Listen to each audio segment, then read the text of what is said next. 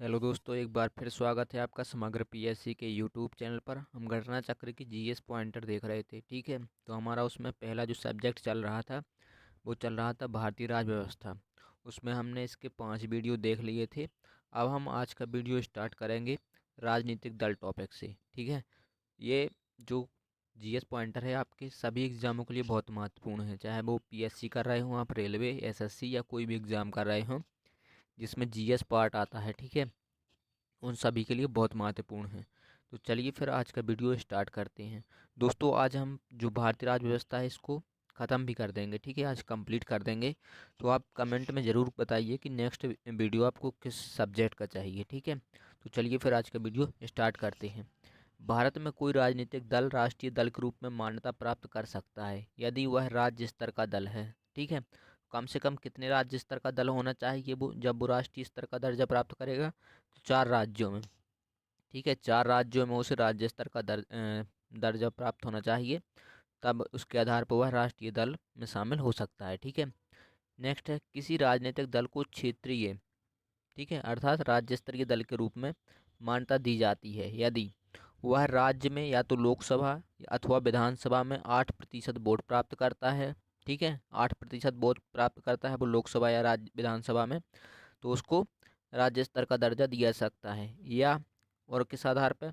या वह संबंधित राज्य के किसी विधानसभा चुनाव में पड़े कुल वैध मतों का 6% और न्यूनतम 2% प्राप्त करे तो उसे राज्य स्तर का दर्जा दिया जा सकता है, ठीक है। नेक्स्ट है हमारा, किसी दल को राष्ट्रीय दल के रूप में स्वीकृति तब मिलती है, ठीक है। उसको राष्ट्रीय दल कब बनाया जाएगा? तो देखो, पहला क्या है, उस राजनीतिक दल द्वारा खड़े किए गए प्रत्याशियों को किन्हीं 4 या अधिक राज्यों में गत लोकसभा या विधानसभा चुनाव में पड़े कुल वैध मतों का कम से कम 6% प्राप्त किया हो, साथ ही कम से कम 4 लोकसभा सीटें प्राप्त हों, ठीक है। तो उसे राष्ट्रीय दल का दर्जा प्राप्त दिया जा सकता है, ठीक है। कैसे?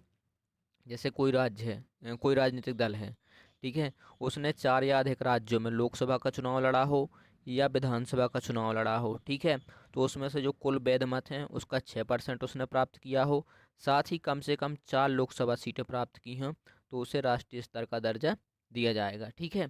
या इसके अलावा और क्या कर सकता है, उस दल को लोकसभा की कुल सदस्य संख्या की कम से कम 2% सीटें प्राप्त करनी होंगी तथा एक कम से कम 3 राज्यों से चुने गए हों। यदि वह कम से कम 2% सीटें जो लोकसभा की हैं वो प्राप्त कर लेता है, और जो 2% सीटें वो प्राप्त कर रहा है, ठीक है, वो कम से कम 3 राज्यों से होने चाहिए, तो भी उसे राष्ट्रीय स्तर का दर्जा दिया जा सकता है, ठीक है। इसके अलावा और क्या है, वह दल कम से कम 4 राज्यों में राज्य स्तरीय दल की मान्यता प्राप्त हो। अगर कोई दल कम से कम 4 राज्यों में राज्य स्तरीय दल का दर्जा प्राप्त है उसे, तो वो भी राष्ट्रीय दल के रूप में शामिल हो सकता है, ठीक है। नेक्स्ट है हमारा, भारतीय राष्ट्रीय कांग्रेस में राष्ट्रीय शब्द प्रभावित है। जो राष्ट्रीय शब्द है किससे प्रभावित है? तो ब्रिटिश शासन के विरुद्ध प्रतिक्रिया से, ठीक है। नेक्स्ट है, 1999 में किस पार्टी के विघटन से भारतीय राष्ट्रीय कांग्रेस पार्टी, राष्ट्रीयतावादी कांग्रेस पार्टी, ठीक है, कौन सी? एनसीपी। तो किसके बनी थी, किससे उससे बनी थी? ये कांग्रेस पार्टी से विघटन हुआ था 1999 में। भारतीय जनता पार्टी के गठन के पश्चात इसके प्रथम अध्यक्ष कौन थे? अटल बिहारी वाजपेयी। वर्तमान में भारतीय जो राष्ट्रीय दल है, मान्यता प्राप्त राजनीतिक दल कितने हैं उसमें, ठीक है, राष्ट्रीय दल के रूप में? तो भाजपा, कांग्रेस, बसपा, सीपीआईएम, ठीक है, नेशनल पीपुल्स पार्टी, आम आदमी पार्टी, कुल 6 हैं जिन्हें राष्ट्रीय स्तर का दर्जा प्राप्त है। कांग्रेस, भाजपा, सीपीआईएम और अकाली दल में से क्षेत्रीय राजनीतिक दल कौन है? तो अकाली दल है, ये क्षेत्रीय राजनीतिक दल है, ठीक है। कहाँ सक्रिय है? पंजाब में। राष्ट्रीय राजनीतिक दल नहीं है, कौन? जो टीडीपी है, ठीक है, तेलुगु देशम पार्टी, ये राजनीतिक दल नहीं है, क्षेत्रीय दल है, ठीक है। आम आदमी पार्टी है, आम आदमी पार्टी कैसी है? ये राष्ट्रीय पार्टी है। इंडिपेंडेंट लेबर पार्टी के संस्थापक कौन थे? इंडिपेंडेंट लेबर पार्टी के संस्थापक थे B R Ambedkar. Doctor Bhimrao Ambedkar ने स्थापना की थी किसकी? All India scheduled caste federation की और इंडियन लेबर पार्टी की। इनकी स्थापना की थी, किसने की थी? डॉक्टर भीमराव अम्बेडकर ने, ठीक है। सीपीआई की स्थापना कब हुई थी? 1925 में। सीपीएम की स्थापना 1964 में। एआईए डीएमके, ठीक है, एआईएडीएमके की स्थापना कब हुई थी? 1972 में। तेलुगु देशम पार्टी की स्थापना कब हुई थी? 1982 में। और समाजवादी पार्टी की स्थापना कब हुई थी? 1992 में, ठीक है। नेक्स्ट है हमारा राजनीतिक दल देखेंगे और संस्थापक उनके वर्ष देखेंगे, ठीक है। तो भारतीय कम्युनिस्ट पार्टी मार्क्सवादी, ये कब बनी थी? 1964 में। भारतीय कम्युनिस्ट पार्टी 1925 में। बहुजन समाज पार्टी कब बनी थी? 1984 में। ऑल इंडिया तृणमूल कांग्रेस, ठीक है, एआईटीसी, इसकी जो अभी मुख्यमंत्री हैं पश्चिम बंगाल में, ममता बनर्जी हैं, ठीक है। तो ये कब बनी थी? 1998 में। आगे देखते हैं, भारतीय साम्यवादी दल का विभाजन दो दलों में हुआ था। कब हुआ था? 1964 में। कौन कौन से दल? सीपीआई और सीपीआईएम, ठीक है, ये दो दल बने थे। नेक्स्ट है हमारा राजनीतिक शास्त्रियों द्वारा कही गई कांग्रेस प्रणाली का 1989 के लोकसभा चुनाव के साथ अंत हो गया, ठीक है। तो जो कांग्रेस प्रणाली थी 1989 के चुनाव के बाद इसका अंत हो गया, ठीक है। ये एक शब्द है जो भारतीय जो राजनीतिक शास्त्री थे उनने दिया था, ठीक है। तो कांग्रेस पार्टी का कांग्रेस प्रणाली का मतलब क्या है यहाँ पे? कांग्रेस प्रणाली का मतलब है कि जब ये 1900 क्या हुआ था कि 1989 तक जो भी चुनाव हो रहे थे उसमें कांग्रेस को स्पष्ट बहुमत मिल रहा था, ठीक है। लेकिन 19 के बाद के चुनाव में ये हुआ कि गठबंधन की सरकारें बनने लगीं, ठीक है। तो यही कहा गया कि जो कांग्रेस प्रणाली है वो अंत हो गया है उसका, ठीक है। नेक्स्ट है 1989 के लोकसभा चुनावों में भारतीय राष्ट्रीय कांग्रेस पार्टी सबसे बड़ी अकेली पार्टी के रूप में उभरी, ठीक है। तो ये दोनों कथन इसके बिल्कुल सही हैं। नेक्स्ट है हमारा भारत की प्रमुख ट्रेड यूनियन और उनकी दलीय संबद्धता का जो सुमेलन है वो देखना है, ठीक है। तो ये इम्पोर्टेंट है, ये कई एग्जाम में पूछे जाते हैं, ठीक है। जैसे भारतीय मजदूर संघ है, ये भारतीय जनता पार्टी के अंतर्गत है, ठीक है। और Indian national trade union Congress, INTUC, ठीक है, ये किसकी है? ये भारतीय राष्ट्रीय कांग्रेस का एक दल है, ठीक है, ट्रेड यूनियन है, सॉरी, ठीक है। तो ये भारतीय राष्ट्रीय कांग्रेस का कौन है? INTUC, Indian national trade union Congress. और यूनाइटेड ट्रेड यूनियन कांग्रेस ये किसकी है? किसके अंतर्गत? रिवोल्यूशनरी सोशलिस्ट पार्टी इसके अंतर्गत है, ठीक है। All India trade union Congress, AITUC, ये कम्युनिस्ट पार्टी ऑफ इंडिया के अंतर्गत है, ठीक है। और centre of Indian trade unions, CITU, ये कम्युनिस्ट पार्टी ऑफ इंडिया मार्क्सवादी के अंतर्गत एक ट्रेड यूनियन है, ठीक है। तो ये देख लेना आप ध्यान से। नेक्स्ट देखते हैं, अब देखते हैं चुनावी बॉन्ड योजना आई थी 2018 में, ठीक है, उसके संबंध में। तो जो राजनीतिक दलों को मिलने वाले चंदे की प्रक्रिया को पारदर्शी बनाना इस योजना का उद्देश्य था, बिल्कुल था। चुनावी बॉन्ड जारी होने की तिथि से 15 कैलेंडर दिवस तक वैध रहते थे, ये भी सही है। और पात्र राजनीतिक दल द्वारा अपने खाते में जमा कराए गए चुनावी बॉन्ड का भुगतान उसी दिन किया जाता था, तो ये भी सही है। तो तीनों कथन इसके बिल्कुल सही हैं, ठीक है। ये चुनावी बॉन्ड योजना कब आई थी? 2018 में। नेक्स्ट है भारतीय जनता पार्टी के नेतृत्व वाली साझा सरकार के अभिशासन के लिए राष्ट्रीय एजेंडे में कुछ नीति निर्देशन, कुछ वायदे और कुछ मार्गदर्शक सिद्धांत समाहित हैं, ठीक है। कारण देखते हैं, वह बहुत सी चीज़ों की बृहद विस्तार में चर्चा करते हैं, ठीक है। तो ये दोनों कथन बिल्कुल सही हैं, लेकिन क्या है कि इसकी सही स्पष्टीकरण नहीं है, ठीक है। नेक्स्ट है हमारा भारत के केंद्रीय लोकसभा और राज्यों की विधानसभाओं के निर्वाचनों में सदस्यों का बहुमत पाने वाले राजनीतिक दल ही सरकार बनाते हैं, ना कि बहुमत पाने वाले, ठीक है। तो देखो, आपने देखा होगा कि अभी बिहार में जो विधानसभा चुनाव हुए हैं, ठीक है, उसमें क्या हुआ है कि जो RJD है, ठीक है, लालू यादव की पार्टी है, उसको जो मत प्रतिशत है ज़्यादा है, ठीक है, मत प्रतिशत ज़्यादा है, लेकिन फिर भी सरकार किसकी बनी है? NDA की, ठीक है। तो यहाँ पे वही बताया गया है कि निर्वाचन में सदस्यों का बहुमत पाने वाले राजनीतिक दल सरकार बनाते हैं, जिसके ज़्यादा सदस्य रहेंगे उसकी सरकार बनेगी, ठीक है, ना कि मत अगर किसी के ज़्यादा भी हैं, जैसे पूरी पार्टी के मिला के, अगर जैसे RJD के वहाँ पे ज़्यादा निकले हैं, पूरी पार्टी के मिला दिए जाएँ, तो बहुमत उसको नहीं मिलेगा, ठीक है। बहुमत मिलेगा जिसके सबसे ज़्यादा सदस्य जीते हैं। कारण क्या है? बहुमत प्रणाली पर आधारित निर्वाचनों में प्राप्त मतों की अपेक्षित बहुलता के आधार पर ही परिणाम का निर्णय होता है, ठीक है।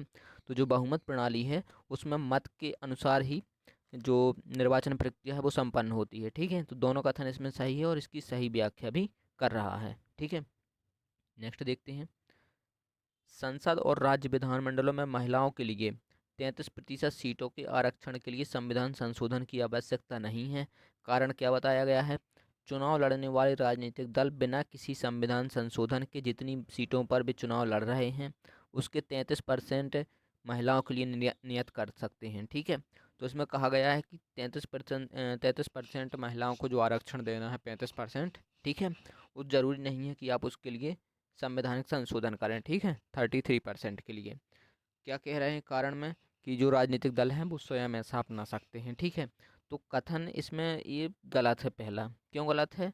क्योंकि अगर हम उसके लिए व्यवस्था कर देंगे तो वो ज़्यादा तरीके से प्रभावी होगा। ठीक है, और ये उपाय तो हो सकता है कि भाई चुनाव जो राजनीतिक दल हैं वो अपने यहाँ पे आरक्षण प्रणाली लागू कर दें। ठीक है, तो ये गलत हो जाएगा और आर इसका जो कथन सही है।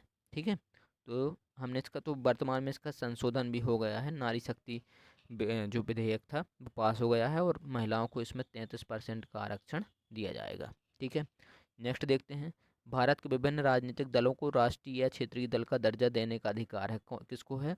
चुनाव आयोग। चुनाव आयोग ही क्या करता है कि जो राजनीतिक दल हैं उन्हें क्षेत्रीय या राष्ट्रीय दल का दर्जा प्रदान करता है। ठीक है, नेक्स्ट देखते हैं राजनीतिक दलों के संबंध में।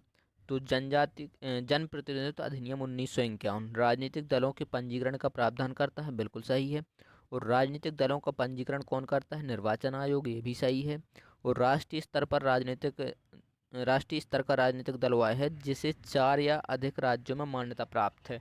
जैसे कोई राजनीतिक दल है उसे 4 या अधिक राज्यों में राज्य स्तरीय दल का मान्यता प्राप्त है। ठीक है, तो वह राष्ट्रीय स्तर पर भी राष्ट्रीय दल हो जाएगा। ठीक है, भारत में स्थायी दलीय व्यवस्था नहीं है। ठीक है, देखते हैं कारण क्या है। अत्यधिक संख्या में राजनीतिक दल हैं। तो देखो अत्यधिक संख्या में भारत में राजनीतिक दल तो हैं। ठीक है, तो ये तो आपका सही है।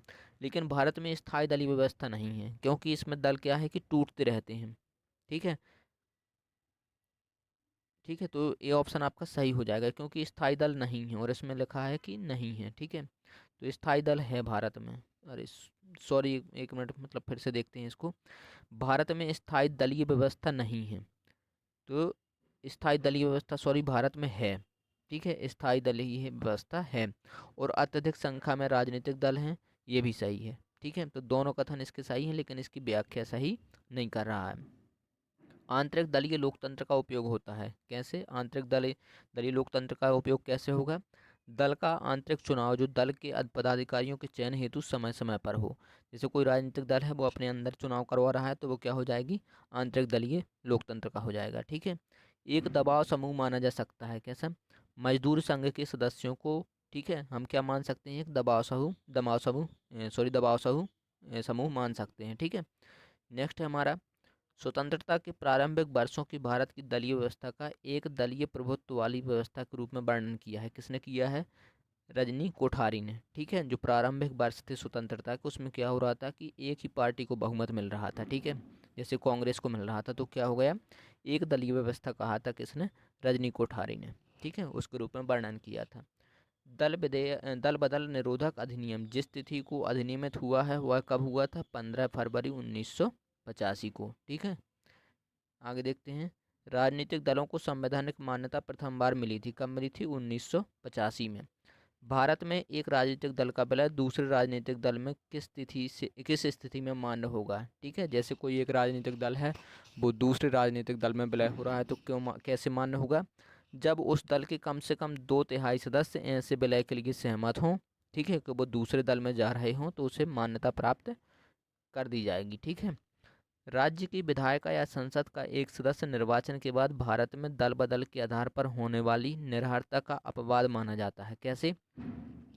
यदि राज्य की विधायिका या संसद के किसी सदन का अध्यक्ष या उपाध्यक्ष निर्वाचित हो जाने पर वह स्वेच्छा से मूल राजनीतिक दल की सदस्यता छोड़ देता है। ठीक है, जैसे कोई सदस्य अध्यक्ष या सदस्य उपाध्यक्ष निर्वाचित हुआ है तो वो अपने जो राजनीतिक दल है उसकी सदस्यता छोड़ दे। ठीक है, तो उसको दल बदल के आधार पर नहीं माना जाएगा। ठीक है, यदि ऐसे पद पर ना रहने वाले, ठीक है, अगर वो अध्यक्ष था फिर वो अध्यक्ष नहीं है और राजनीतिक दल में पुनः सम्मिलित हो जाता है तो इन्हें क्या होगा कि इन्हें दल बदल के आधार पर निर्योग्य साबित नहीं किया जाएगा। ठीक है, आगे देखते हैं। भारत में जो दल बदल विरोधी कानून के संदर्भ में कौन से कथन सही है उसको देखना है। ठीक है, यह कानून निर्दिष्ट करता है कि कोई नाम निर्दिष्ट विधायक सदन में नियुक्त होने के 6 माह के पश्चात किसी राजनीतिक दल में शामिल नहीं हो सकता। ठीक है, जैसे राष्ट्रपति जी ने किसी को मनोनीत कर दिया है, ठीक है, नाम निर्दिष्ट कर दिया है, तो वह 6 माह के पश्चात अगर किसी राजनीतिक दल में शामिल हो जाता है, ठीक है, तो उसको क्या होगा कि अगर शामिल हो जाए तो राजनीतिक दल में शामिल हो जाता है, ठीक है, तो उसे 1 मिनट दोस्तों। ठीक है, तो इसमें कहा गया है कि यदि कोई सदस्य जिसे राष्ट्रपति ने नाम निर्दिष्ट किया है तो 6 माह के बाद वो किसी राजनीतिक दल में शामिल नहीं हो सकता। ठीक है, 6 माह के बाद, है ना। 6 माह के पहले वो किसी भी राजनीतिक दल में शामिल हो सकता है, लेकिन 6 माह के बाद वो नहीं हो सकता। दूसरा क्या है, यह कानून कोई समयावधि नहीं देता कि जिसके अंतर्गत अंतर्गत पीठासीन अधिकारी को दल बदल मामला विनिश्चित करना होता है। ठीक है, जैसे दल बदल के मामले में कौन निर्णय लेता है, लोकसभा अध्यक्ष या राज्यसभा का उपराष्ट्रपति लेगा। ठीक है, जैसे उपराष्ट्रपति क्या होता है कि राज्यसभा का पदेन सभापति होता, तो या तो सभापति लेगा निर्णय, जैसे राज्यसभा के स्तर पे है। लोकसभा में कौन लेगा, अध्यक्ष लेगा। तो उसके लिए कोई समय सीमा निर्धारित वहाँ पे नहीं की गई है कि तुम्हें 1 महीने के अंदर ही इसको निर्णय करना होगा। ठीक है, तो ये इसमें ये कथन आपका सही है। दल परिवर्तन विरोधी तिथि को 1979 में ही अधिनियमित कर दिया गया था। 1979 में ही कहाँ लागू हो गया था ये, जम्मू कश्मीर में। लोकसभा के अध्यक्ष द्वारा आधिकारिक तौर पर एक राजनीतिक दल अथवा राजनीतिक दलों के गठबंधन को विपक्ष की मान्यता देने हेतु कम से कम कितने सदस्य होने चाहिए। जैसे कोई राजनीतिक दल है तो कम से कम वो 500, जो भारत में 543 लोकसभा सीटें हैं, उसका 10% प्राप्त करना चाहिए सीटें। ठीक है, तब उसे विपक्ष का दर्जा मिल सकता है। ठीक है, तो 10% कितना होता है 543 का, 54। ठीक है, 54 सीटें होनी चाहिए, 54 सीटें, जब उसे विपक्ष का दर्जा दिया जाएगा। साम्यवादी दलों ने संयुक्त रूप से भूपोरतम आंदोलन चलाया था। कहाँ पे, आंध्र प्रदेश में। कामराज योजना का उद्देश्य था, क्या है कामराज योजना, तो ये भारतीय राष्ट्रीय कांग्रेस को जीवंत बनाने के लिए कामराज योजना आई थी। ठीक है, ये कामराज कौन थे, ये कांग्रेस के बहुत बड़े लीडर थे। कथन क्या है, भारत में लिखित संविधान है, बिल्कुल सही है। कारण क्या है, शक्तिशाली क्षेत्रीय दलों का विकास क्षेत्रीय आकांक्षाओं का संकेतक है। जो क्षेत्रीय दलों का विकास हुआ है, क्या है, क्षेत्रीय आकांक्षाओं के लिए। ठीक है, तो विकास की क्षेत्रीय आकांक्षा है, तो ये बिल्कुल आपका सही हो जाएगा। लेकिन सही इसकी व्याख्या नहीं कर रहा है। ठीक है, तो है तो दोनों सही, लेकिन सही स्पष्टीकरण इसका नहीं है। तो चलिए फिर हमारा नेक्स्ट टॉपिक है दोस्तों, संविधान संशोधन। ठीक है, तो इसको देखते हैं। कथन क्या है कि अनुच्छेद 368 के अंतर्गत संसद संविधान के किसी भी भाग में संशोधन कर सकती है। ठीक है, संसद भारत की राज्य जनता द्वारा निर्वाचित उच्चतम विधायी संस्था है। तो दोनों कथन आपके बिल्कुल सही हैं। ठीक है, और इसकी सही व्याख्या भी कर रहा है। नेक्स्ट देखते हैं, भारतीय संसद के दोनों सदनों द्वारा अलग अलग विशेष बहुमत, ठीक है, अलग अलग विशेष बहुमत से पारित होना आवश्यक है। तो जो संविधान संशोधन विधेयक है, इसको दोनों सदनों से, राज्यसभा और लोकसभा से अलग अलग विशेष बहुमत से पारित होना जरूरी है। ठीक है, भारतीय संविधान में संशोधन किया जा सकता है किसके अंतर्गत, अनुच्छेद 368 में जो प्रावधान दिए गए हैं उसके अंतर्गत संविधान में संशोधन किया जा सकता है। ठीक है, नेक्स्ट देखते हैं, संविधान संशोधन करने के लिए विधेयक को वीटो करने की जो राष्ट्रपति की शक्ति है, ठीक है, सहमति देनी होगी। शब्द से स्थानापन्न करके निम्नलिखित संशोधन द्वारा छीन ली गई है। तो कौन से, 24 में संविधान संशोधन हुआ था, उसके द्वारा जो राष्ट्रपति की वीटो शक्ति थी कि वो संविधान कुछ संशोधन हुआ है तो वीटो शक्ति का यूज कर सकता है। ठीक है, तो उसको अब सहमति देनी होगी। ठीक है, तो ये कौन से संविधान संशोधन से हो गया है, 24वें संविधान संशोधन से। भारतीय संविधान के अनुच्छेद 368(2) के उपबंधों के तहत यदि कोई विधेयक भारत की संसद द्वारा पारित होने के पश्चात राजस्थान विधानसभा के संकल्प द्वारा अनुसमर्थन के लिए आता है तो इस संबंध में क्या होगा। ठीक है, तो देखते हैं, विधानसभा संकल्प पारित कर सकती है, विधानसभा संकल्प अस्वीकार कर सकती है। ठीक है, और ऐसे संकल्प में कोई संशोधन प्रस्तावित नहीं किया जा सकता। तो ये तीनों कथन आपके बिल्कुल सही हैं। या तो रद्द कर सकती है, उसको पारित कर सकती है, लेकिन उसमें किसी भी प्रकार का संशोधन नहीं कर सकती। ठीक है, कोई भी राज्य विधानसभा। आगे देखते हैं, भारतीय संविधान में संशोधन के लिए विधेयक लाया जा सकता है। कहाँ लाया जा सकता है, या तो लोकसभा में या राज्यसभा में। ठीक है, तो दोनों जगह ही लाया जा सकता है, इसके अलावा और कहीं नहीं। भारतीय संविधान के अनुसार इन विषयों पर संवैधानिक संशोधन के लिए कम से कम आधे राज्यों के विधानमंडल द्वारा संपुष्टि आवश्यक है। कौन कौन से प्रावधान हैं, वो भारत के संघीय प्रावधान हैं। ठीक है, तो उनके लिए राज्यों, आधे राज्यों का जो इस बहुमत है वो चाहिए। सर्वोच्च न्यायालय के अधिकार से संबंधित कोई विधेयक है और संविधान संशोधन की प्रक्रिया से संबंधित कोई विधेयक है तो इन सभी के लिए क्या चाहिए, कम से कम आधे राज्यों के द्वारा भी इसका समर्थन होना चाहिए। ठीक है, वे विषय जिन पर कम से कम आधे राज्यों के विधानमंडलों के अनुसमर्थन से ही संवैधानिक संशोधन संभव है। तो आपने देखे होंगे ये तीन तो ये हो गए, और राष्ट्रपति का निर्वाचन है, संसद में राज्यों का प्रतिनिधित्व है, और सातवीं अनुसूची में कोई भी सूची हो। ठीक है, तो उसके लिए भी क्या चाहिए कि आधे राज्यों का समर्थन होना आवश्यक है। ठीक है, पहला संविधान संशोधन जिसे संविधान के अनुच्छेद 368(2) के अंतर्गत अपेक्षाओं के अनुरूप राज्य विधानमंडलों द्वारा अनुसमर्थित किया गया था। तो ठीक है, कौन सा था वो? तृतीय संविधान संशोधन 1954। ठीक है, आगे देखते हैं। उस स्थिति में जबकि लोकसभा द्वारा पारित किसी संविधान संशोधन विधेयक को उच्च सदन ने अस्वीकार कर दिया है, तब क्या होगा? तो विधेयक अंतिम रूप से समाप्त हो जाएगा। क्यों हो जाएगा?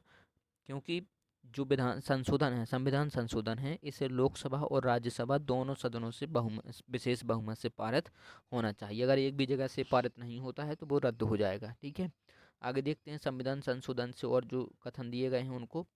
तो 368 में संविधान संशोधन की दो विधियों का उल्लेख किया गया है। ठीक है, तो बिल्कुल सही है। जो संविधान संशोधन क्या है कि एक तो राज्य जो संसद के विशेष बहुमत से हो, और दूसरा क्या है जो संसद के विशेष बहुमत और साथ साथ राज्यों जो आधे से ठीक है आधे राज्य हैं उनका भी बहुमत हो, आधे से अधिक। ठीक है, और नेक्स्ट पॉइंट देखते हैं क्या है। राष्ट्रपति संविधान संशोधन विधेयक पर निषेधाधिकार का प्रयोग नहीं कर सकता। ठीक है, वीटो पावर का उपयोग नहीं कर सकता, उसे इसमें अनुमति देनी होगी। संविधान संशोधन विधेयक पर संसद के दोनों सदनों के बीच विवाद की दशा में संयुक्त बैठक नहीं बुलाई जा सकती। ठीक है, तो संयुक्त बैठक के प्रावधान नहीं है किसमें? संविधान संशोधन से संबंधित कोई भी विधेयक है उसके मामले में। ठीक है, नेक्स्ट देखते हैं सही कथन। किसी संविधान संशोधन विधेयक को भारत के राष्ट्रपति की पूर्व सिफारिश की अपेक्षा नहीं होती। बिल्कुल सही है, किसी भी प्रकार की पूर्व सिफारिश की अपेक्षा नहीं है।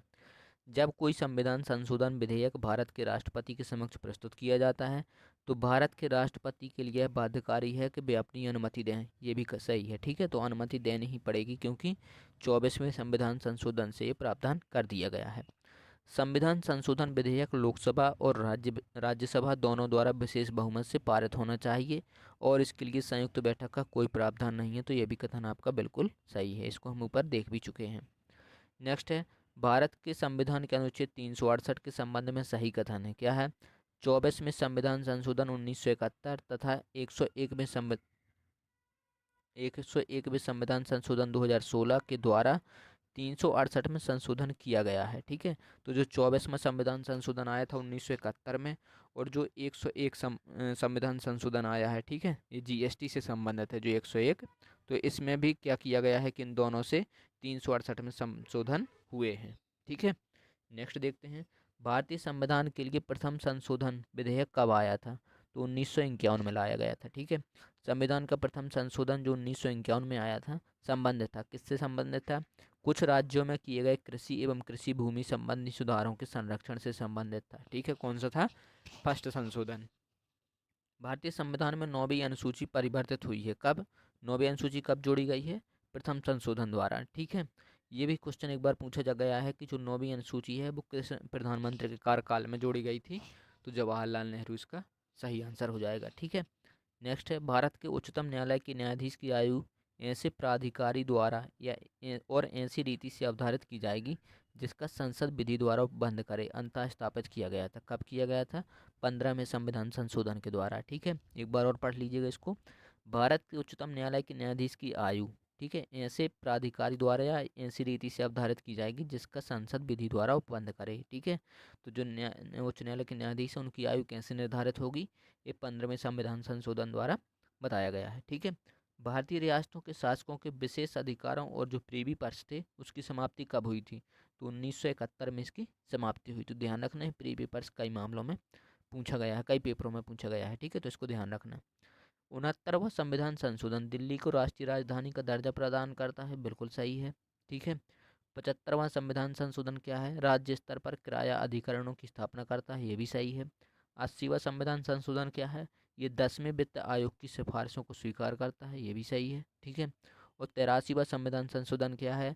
अरुणाचल प्रदेश में पंचायतों में अनुसूचित जनजाति हेतु आरक्षण नहीं है, क्योंकि वहाँ इनका प्रभावकारी संख्या नहीं है। ठीक है, यहाँ का समाज आदिवासी समाज है, तो यहाँ पे अनुसूचित जनजातियों को अरुणाचल प्रदेश में जो पंचायत है वहाँ पे आरक्षण नहीं दिया गया है। ठीक है, उससे संबंधित कौन सा था, 83वां संविधान संशोधन।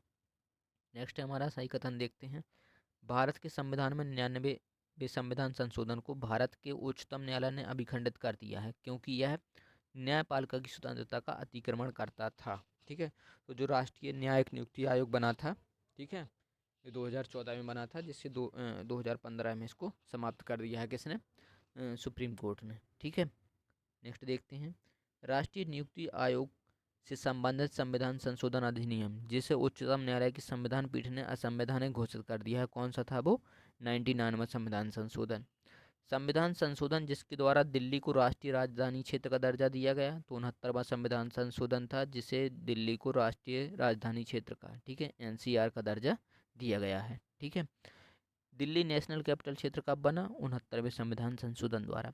पहली बार संविधान में दल बदल विरोधी कानून जो था वो कब आया था, 52वें संविधान संशोधन के द्वारा आया था दल बदल विरोधी कानून। ठीक है, भारतीय संविधान के प्राधिकृत हिंदी पाठ को प्रकाशित करने के लिए अधिकृत किया गया था, कौन से, तो 58वां संविधान संशोधन 1987 में आया था। इसमें कहा गया था कि जो भारतीय संविधान है उसका जो संविधान है उसको हिंदी में भी प्रकाशित किया जाए। ठीक है, मतदाता आयु घटाने से संबंधित कौन सा प्रावधान था, 61वां संविधान संशोधन 1988 था, जो प्रभावी कब हुआ था, 1989 में। ठीक है, ये हम पिछली क्लास में देख चुके हैं।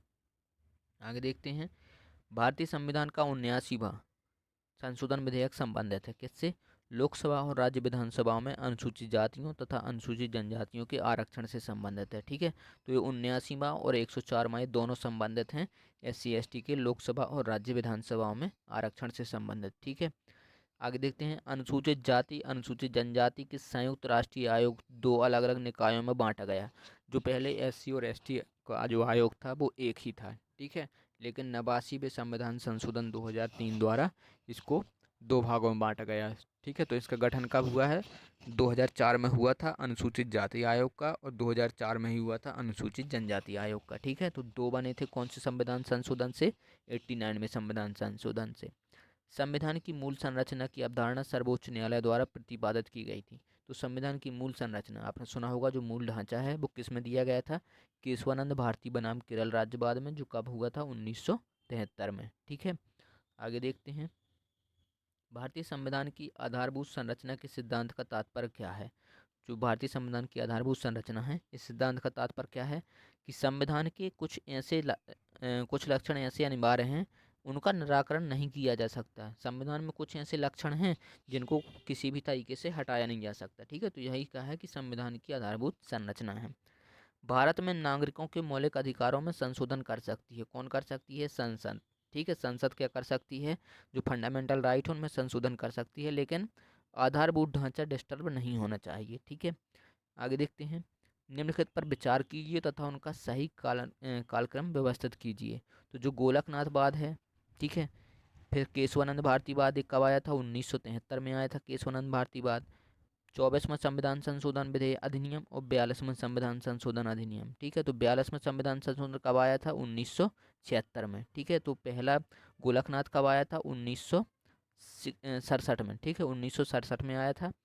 ये 24वां संविधान संशोधन दोस्तों मुझे ध्यान नहीं है, ये शायद 1971 में आया था, एक बार इसको क्रॉस चेक कर लेना है आप लोग। ठीक है, तो पहले क्या हो जाएगा, पहले हो जाएगा गोलकनाथवाद 1967 में, दूसरे में हो जाएगा आपका 24वां संविधान संशोधन, एक बार इसको क्रॉस चेक कर लेना है आप, 1971 में कन्फर्म हो, लेकिन एक बार आप क्रॉस चेक कर लीजिएगा। ठीक है, केशवानंद भारती की बात कब आया था, 1973 में, और 42वां संविधान संशोधन कब आया था, 1974 में। ये आपका हो जाएगा इसका सही क्रम।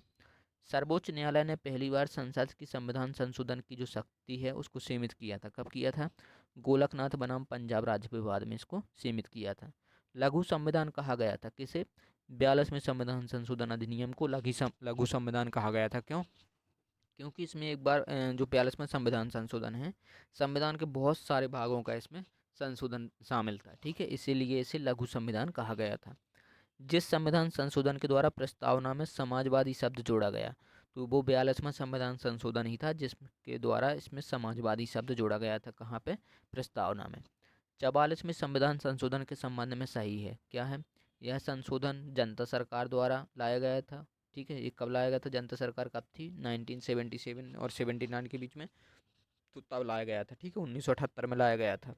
इसके तहत 42वें संविधान संशोधन द्वारा किए गए संशोधनों में परिवर्तन किया गया था। ठीक है, तो जो 42वें संविधान संशोधन में बहुत सारे परिवर्तन हुए थे, उसमें से कुछ परिवर्तनों को परिवर्तित किसमें किया गया था? 44वें संविधान संशोधन में। ठीक है, आगे देखते हैं 42वें संविधान संशोधन के संबंध में और कौन कौन से कथन वो देखेंगे। तो इसमें 3 शब्द जोड़े गए थे प्रस्तावना में। कौन कौन से? समाजवादी, धर्मनिरपेक्ष और अखंडता। ठीक है, तो ये बिल्कुल आपका सही है। इसमें 10 मौलिक कर्तव्य जोड़े गए थे, ये भी सही है। और कुछ नए नीति निर्देशक तत्व भी जोड़े गए थे। कौन कौन से? 39 ए जोड़ा गया था, 43 ए जोड़ा गया था और 48 ए। ठीक है, तो ये तीनों जोड़े गए थे। और इसके अलावा क्या हुआ था?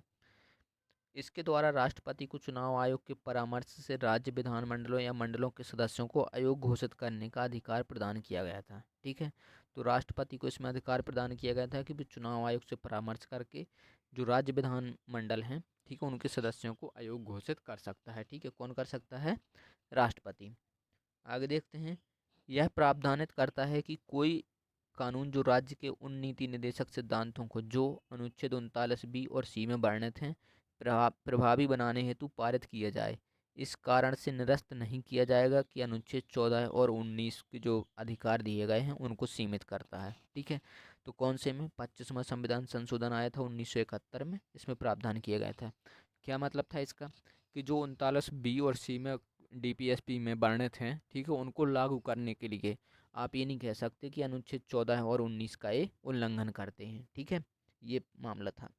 नेक्स्ट देखते हैं, मिनर्वा मिल्स बाद 1980 के निर्णय में उच्चतम न्यायालय ने यह व्यवस्था दी कि केवल अनुच्छेद 39 बी एवं सी में उल्लिखित राज्य के नीति निर्देशक तत्वों को अनुच्छेद 14 एवं 19 में उल्लिखित मूल अधिकारों पर प्राथमिकता संवैधानिक है। ठीक है, जो अभी संविधान संशोधन हम पहले देखा है, ये 25वां संविधान संशोधन, इसी को ही उसने अनुमति प्रदान की थी। ठीक है, क्या लिखा था? वही कि 39 बी और सी को ये प्राथमिकता दी जाएगी। ठीक है, आगे देखते हैं, संवैधानिक संशोधन जो मौलिक कर्तव्यों से संबंधित है, कौन सा है वो? 42वां संविधान संशोधन, जिसमें मौलिक कर्तव्य जोड़े गए थे। सिक्किम एक नया राज्य बना था। कहाँ बना था? 36वें संविधान संशोधन 1975 के द्वारा। ठीक है, मिजोरम राज्य को राज्य का दर्जा कब दिया गया? तो 53वें संविधान संशोधन द्वारा इसको दिया गया था। भारतीय संविधान का 91वां जो संशोधन है वो क्या करता है? तो वो मंत्री परिषद की संख्या को सीमित करता है। ठीक है, आगे देखते हैं कि जो 91वां संविधान संशोधन आया है 91वां, इसमें क्या प्रावधान था कि जो लोकसभा या राज्यसभा की जो कुल सदस्य संख्या है, ठीक है, क्रमशः मतलब आप लोकसभा की देखिए तो 15% मंत्रिपरिषद से 15 जो उसकी संख्या है, ठीक है, तो उससे क्या होगा कि 15% से ज़्यादा नहीं होनी चाहिए मंत्रिपरिषद। ठीक है, ऐसे ही राज्य विधानसभा में है कि 15% से अधिक मंत्रिपरिषद नहीं होना चाहिए। वो कौन सा संविधान संशोधन था? 91वां संविधान संशोधन। शिक्षा का अधिकार मौलिक अधिकार में सम्मिलित किया गया। कब किया गया? 86वें संविधान संशोधन 2002 के द्वारा शिक्षा के अधिकार को फंडामेंटल राइट में सम्मिलित किया गया है। संविधान का 93वां संविधान संशोधन विधेयक था, किससे संबंधित था? 6 और 14 वर्ष के बीच की आयु के बच्चों को निःशुल्क और अनिवार्य शिक्षा से संबंधित था। कौन सा था? 93वां संविधान संशोधन। ठीक है, इस संशोधन विधेयक ने अधिनियमित होने के बाद 86वें संविधान संशोधन अधिनियम का रूप लिया था। ठीक है, तो ये विधेयक कौन सा था? 93। और जब ये अधिनियम बन गया तो कौन सा था? 86वां। ठीक है, तो ये ध्यान रखना। 86वां संशोधन द्वारा प्रस्तावित शिक्षा का अधिकार लागू किया गया। कब किया गया है? 2010 से। शिक्षा का अधिकार प्रदान करने वाला एक नया अनुच्छेद 21 ए, ठीक है, जो मौलिक अधिकार में जोड़ा गया है। कौन सी संविधान संशोधन से? 86 संविधान संशोधन से। अन्य पिछड़ा वर्ग को जो शिक्षण संस्थाओं में 27% आरक्षण दिया गया था। कौन से संविधान संशोधन के अंतर्गत? 93वां संविधान संशोधन था, उसके अंतर्गत ओबीसी को 27% आरक्षण दिया गया था। 2012 में भारत के संविधान में होने वाले 97वें संविधान संशोधन का सरोकार है, जो 97 में हुआ था 2012 में। इसका क्या प्रावधान थे इसमें? तो सहकारी संस्थाओं के गठन के कार्य संचालन से संबंधित इसमें प्रावधान थे। अनुच्छेद 19(1) में सहकारी समितियां कब जोड़ी गईं? तो 97वां संविधान संशोधन 2011 हुआ था जो, ठीक है। इसमें सहकारी समितियों के गठन के कार्य संचालन भी थे, और सहकारी समितियां जो शब्द है वो भी इसमें जोड़ा गया था, ठीक है। 19(1) में जोड़ा गया था। तो ध्यान रखना, सहकारी समितियां कब जोड़ी गई थी? 97वें संविधान संशोधन 2011 के द्वारा। भारत और बांग्लादेश के बीच भू भाग क्षेत्रों के आदान प्रदान के लिए 100वां संविधान संशोधन विधेयक 2015 लाया गया था, ठीक है। ध्यान रखना, 100वां संविधान संशोधन विधेयक किससे संबंधित था? भारत और बांग्लादेश के बीच जो भूभाग क्षेत्र के आदान प्रदान के लिए, ठीक है। तो क्या हुआ था इसके अंतर्गत? भारत ने 111 अंतर क्षेत्रों को बांग्लादेश को हस्तांतरित किया था, और बांग्लादेश के 51 क्षेत्रों को भारत को हस्तांतरित किया गया था, ठीक है। और क्या हुआ था साथ में? 6.1 किलोमीटर की जो असीमांकित सीमाई क्षेत्र का उसका सीमांकन किया गया था, और 4 राज्यों के भूभाग में इसके कारण बदलाव हुआ था, ठीक है। तो ध्यान रखना, 100वां संविधान संशोधन किससे संबंधित है? भारत और बांग्लादेश के बीच भूमि के हस्तांतरण से। ये कई एग्जाम में पूछा गया, तो ध्यान रखना। संविधान संशोधन जो जीएसटी, ठीक है, गुड्स एंड सर्विस टैक्स है, का कौन से संविधान संशोधन से शामिल किया गया है? ये तो 101वां संविधान संशोधन था, जिसके अंतर्गत जीएसटी को लाया गया है, ठीक है। 94वां संविधान संशोधन 2006 किससे संबंधित है? ये 164 में संशोधन करता है, ठीक है। और 95वां 2009 में आया था, ये 134 में संशोधन करता है। और 96वां संविधान संशोधन जो 2011 में आया था, ये 8वीं अनुसूची में संशोधन करता है। और 103वां संविधान संशोधन जो 2019 का आया था, ये अनुच्छेद 15 में संशोधन करता है, ठीक है। तो इसको ध्यान रखना। संविधान संशोधन जो भारत में भारत में पिछड़ी जातियों के लिए राष्ट्रीय आयोग के गठन से संबंधित है। तो जो ओबीसी आयोग बना था वो कौन से संविधान संशोधन से बना था? 102वां संविधान संशोधन 2018 के द्वारा। राष्ट्रपति रामनाथ कोविंद ने जिस संविधान संशोधन अधिनियम को 18 अगस्त 2021 को मंजूरी दी थी, वो कौन सा था? 105वां संविधान संशोधन विधेयक, ठीक है। महिलाओं के लिए लोकसभा और राज्य विधानसभाओं में 1/3 सीटों के आरक्षण का प्रावधान किया गया है। किसके द्वारा किया गया है? 106वां संविधान संशोधन है, जिसके द्वारा लोकसभा और राज्यसभा में महिलाओं के लिए 1/3 आरक्षण का प्रावधान किया गया है। आगे देखते हैं, भारत में मई 2024 तक कितने संशोधन हो चुके हैं? 106 संशोधन हो चुके हैं, ठीक है। तो मई 2024 तक। आगे देखते हैं, 13वां संविधान संशोधन संबंधित है कहाँ से? नागालैंड से। 18वां संविधान संशोधन ये राज्य को पुनर्भाषित करता है, ठीक है। 39वां संविधान संशोधन ये राष्ट्रपति, उपराष्ट्रपति, स्पीकर और प्रधानमंत्री के चुनाव को चुनौती नहीं दी जा सकती, ठीक है। तो ये 39वां संविधान संशोधन में ये प्रावधान हुए थे। 52वां संविधान संशोधन में दल बदल से संबंधित है। वो 38वां संविधान संशोधन क्या है? न्यायिक पुनरीक्षण शक्ति का परिसीमन करता था 38वां संविधान संशोधन, ठीक है। तो आगे देखते हैं, राज्यसभा जो हमारा राजभाषा टॉपिक है इसको। भारतीय संविधान ने प्रारंभ में इस अवधि के लिए सभी सरकारी उद्देश्यों हेतु अंग्रेजी भाषा के उपयोग के लिए अनुमति प्रदान की थी। तो अंग्रेजी भाषा का जो उपयोग होना था वो कब तक होना था? 15 वर्ष तक संविधान लागू होने के बाद, ठीक है। यह व्यवस्था की गई कि प्रत्येक राज्य शिक्षा के प्राथमिक स्तर पर मातृभाषा में शिक्षा की पर्याप्त सुविधाएं प्रदान करेगा, ठीक है। तो राज्य शिक्षा में प्राथमिक स्तर की शिक्षा मातृभाषा में दी जाएगी। कौन से आर्टिकल में है? 350 का में। आगे देखते हैं, बोडो संविधान की 8वीं अनुसूची में स्वीकृत भाषा है, ठीक है। तो बोडो क्या है कि 8वीं अनुसूची में जो 22 भाषाएं उसमें सम्मिलित है, ठीक है।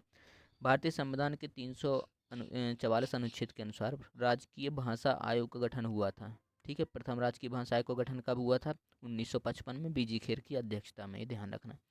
भारतीय संविधान की 8वीं अनुसूची में इस संविधान संशोधन द्वारा 4 भाषाएं जोड़ी गई थीं, ठीक है। कौन कौन सी?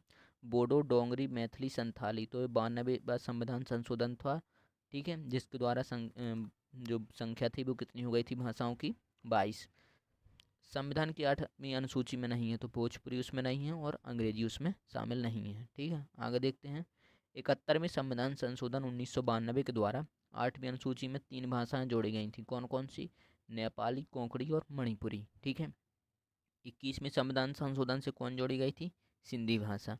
वर्तमान में कितनी हैं? 22 भाषाएं हैं, जिसे 8वीं अनुसूची में शामिल किया गया है, ठीक है। संविधान के जिस अनुच्छेद में राज्य की राजभाषा या भाषाएं अपनाने की प्रक्रिया का वर्णन है, तो वो कौन सा आर्टिकल है? 345, ठीक है, जिसमें क्या है कि राज्य की क्या भाषाएं होगी उसकी पूरी प्रक्रिया होगी, ठीक है। संस्कृत भाषा को राज्य की द्वितीय भाषा का दर्जा दिया है। किसने दिया है? उत्तराखंड और हिमाचल प्रदेश ने। ठीक है। संविधान की 8वीं अनुसूची में सम्मिलित भाषाओं को में बोलने वालों की सर्वाधिक व्यक्ति किसमें है? तो सबसे ज़्यादा हैं हिंदी के, उसके बाद किसके हैं? बंगाली के। अगर हम बात करें कि भारतीय भाषाओं में मातृभाषा का सबसे ज़्यादा उपयोग कौन कर रहा है, तो सबसे पहले हिंदी, दूसरे में स्थान पर बंगाली है, तीसरे स्थान पर मराठी है, चौथे स्थान पर तेलुगु है और पाँचवें स्थान पर तमिल भाषा है। ठीक है। आगे देखते हैं हिंदी भाषी भारतीयों का प्रतिशत 2011 में लगभग कितना था? तो 43.63% थे जो हिंदी भाषा बोलते थे। ठीक है। विश्व में सर्वाधिक बोली जाने वाली भाषा कौन सी है? अंग्रेजी है। ठीक है। इसके बाद कौन सी आती है? एक मंदारिन भाषा है, वो आती है। ठीक है। तो भाषा जो बलूचिस्तान की है, किंतु भाषा शास्त्रीय दृष्टि से द्रविड़ परिवार की है। तो जो बलूचिस्तान की भाषा कौन सी है? ब्राहुई। ये भारत से संबंधित है। कैसे? ये द्रविड़ परिवार की मानी जाती है। ठीक है। भारत सरकार ने क्लासिक भाषाएं कुछ घोषित की हैं। ठीक है। तो पहले कितनी थी? पहले 6 थी। ठीक है। कौन कौन सी थी? तमिल, संस्कृत, तेलुगु, कन्नड़, मलयालम और उड़िया। लेकिन अभी वर्तमान में 2024 में, ठीक है, भारत ने क्या किया है कि 5 भाषाएं और जोड़ी हैं इसमें। कौन कौन सी? पाली, बंगाली, प्राकृत, असमी और मराठी। इन भाषाओं को भी उसने जो शास्त्रीय है, क्लासिकल है, उसमें सम्मिलित किया है। ठीक है। तो किसे? पाली को किया है, बंगाली, प्राकृत, असमी और मराठी को। ठीक है। आगे देखते हैं, हमारा नेक्स्ट टॉपिक है पंचायती राज एवं सामुदायिक विकास। तो देखते हैं, भारत की आत्मनिर्भर समाज व्यवस्था का वर्णन करते हुए जिसने कहा कि ग्राम की ग्राम व्यवस्था छोटे छोटे गणतंत्र हैं, किसने कहा था? चार्ल्स मेडकॉफ ने। ठीक है। ध्यान रखना, कथन इंपॉर्टेंट हो सकता है। ठीक है। क्या कहा था? भारत की ग्राम व्यवस्था छोटे छोटे गणतंत्र हैं, ये कहा था चार्ल्स मेडकॉफ ने। ठीक है। भारत में स्थानीय स्वशासन के जनक कौन थे? Lord Ripon. राज्य की सरकारों को ग्राम पंचायत को गठन संगठित करने का निर्देश दिया गया है। तो ये जो डीपीएसपी हैं उसके अनुच्छेद 40 में दिया गया है कि प्रत्येक राज्य अपने यहाँ पे पंचायत गठित करेगा। ठीक है। तो आर्टिकल 40 में क्या है? पंचायत के गठन से संबंधित है। पंचायती राज को किस अंतर्गत स्वशासन की इकाई के रूप में संगठित किया गया है? तो 73वां संविधान संशोधन दिया गया है जिसमें कहा गया कि इसे स्वशासन की इकाई माना गया है। ठीक है। किसे? पंचायती राज को। पंचायती राज के संबंध में सही कथन है क्या है? भारत के संविधान के अनुच्छेद 9 में पंचायतों से संबंधित उपबंध हैं और उसे संविधान संशोधन 73 में अधिनियम द्वारा 1992 द्वारा अंतः स्थापित किया गया है। ठीक है। तो भाग 9 में इसको शामिल किया गया है 73 में संविधान संशोधन के द्वारा। ठीक है। पंचायतों की संरचना के बाबत उपबंध करने का अधिकार किसके पास है? तो राज्य का विधानमंडल है, इसकी संरचना निर्धारित करेगा। ठीक है। पंचायत के चुनाव कराने हेतु निर्णय लिया जाता है किसके द्वारा? राज्य सरकार के द्वारा। पंचायती राज सम्मिलित है किसमें? ये राज्य सूची का विषय है। और पंचायत के चुनाव कितने वर्ष में होते हैं? तो प्रत्येक 5 वर्ष में होते हैं पंचायत के चुनाव। ठीक है।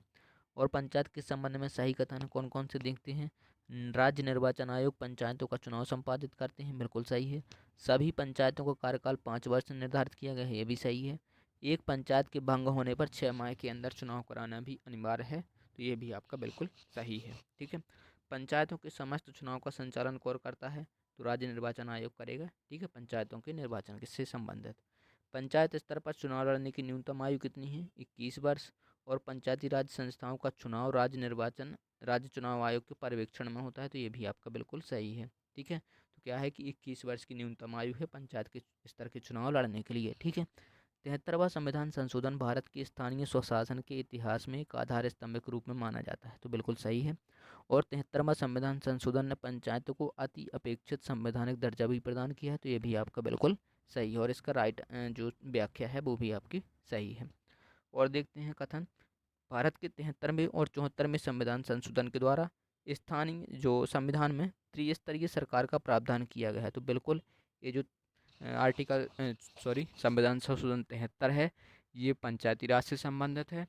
और 74वां संविधान संशोधन है, ये नगर पालिका से संबंधित है। ठीक है।